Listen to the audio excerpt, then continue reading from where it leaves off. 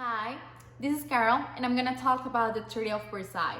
The Treaty of Versailles is the most important of the peace treaties that brought the World War I to the end. The World War I started with the assassination of the Archduke Franz Ferdinand of Austria-Hungary in Sarajevo.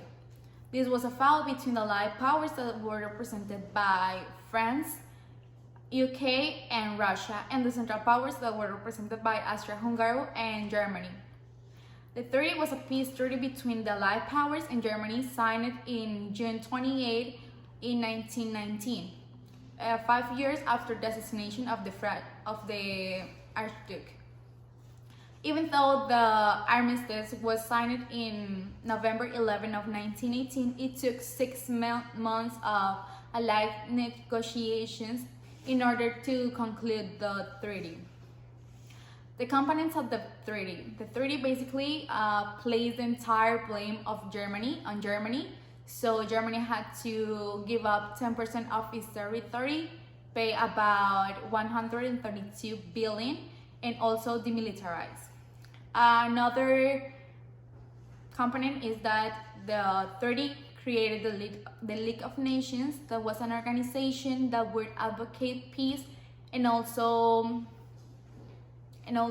evade or avoid any other conflict in the future. This was an idea of the president of the US at the time, that was called Woodrow Wilson, taken from his 14 points speech given to the Congress in 1918 about his vision of the world after the war. However, the US did not join the League of Nations.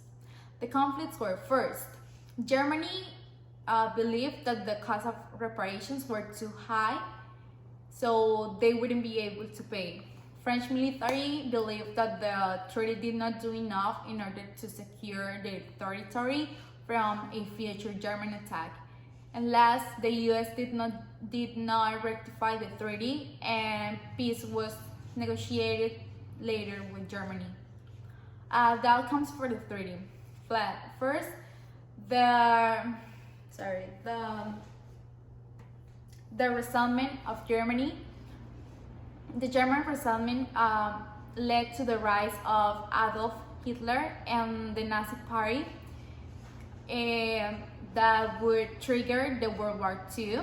And it's also important to say that the League of Nations failed because, as I say, it was a contradiction that the League of Nations was an idea of the president of the US, and they didn't even join. So at the end, the League of Nations failed by the 1930s. Thanks.